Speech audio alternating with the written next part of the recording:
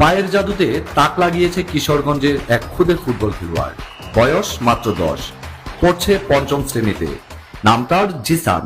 তবে নামের চেয়ে বেশি আলোচনায় এখন তার অসাধারণ ফুটবল নৈপুণ্য। কখনো এক পায়ে, কখনো দু পায়ে, কখনো আবার পিঠে রেখে ঘন্টার পর ঘন্টা ফুটবল নাচিয়ে যাচ্ছে সে। দেখে মনে হবে ফুটবল যেন কথা শুনছে এই ছোট্ট জাদুকরের।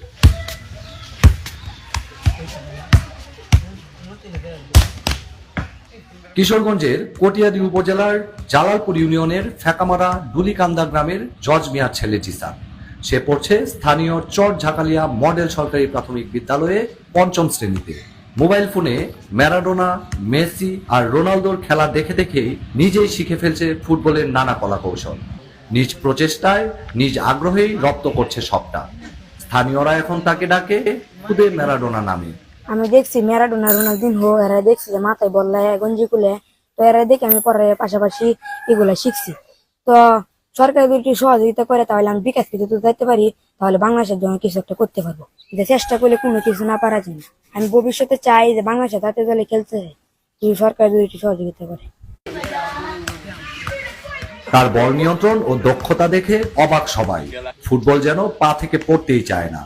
এমনকি পিঠে বল রেখে গেঞ্জি খুলে আবার সেই গেঞ্জি পড়তেও পারে সে, বল না ফেলে। তার এই জাদুকরী কৌশল দেখে এলাকাবাসী বিশ্বাস করে সঠিক প্রশিক্ষণ আর যত্ন পেলে একদিন জাতীয় দলের জার্সি গায়ে দিতে পারবে এই ক্ষুদে প্রতিভা। তার বয়স অনুযায়ী সে ভালো খেলা দেখায়। সে গরিব পড়েছিল, সে যদি ভালো একটা প্রশিক্ষণ পায় সরকারের থেকে বা ভালো একটা ক্লাব থেকে, তাহলে সে অনেক দূর আগায় যাইব।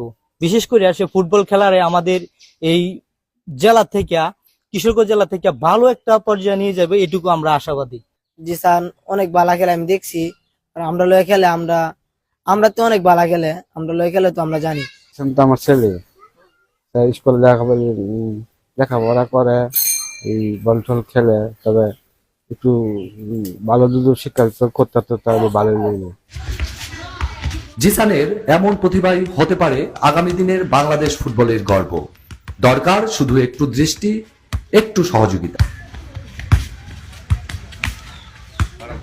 বিজয় রায় খোকা, মাছরাঙ্গা সংবাদ, কিশোরগঞ্জ।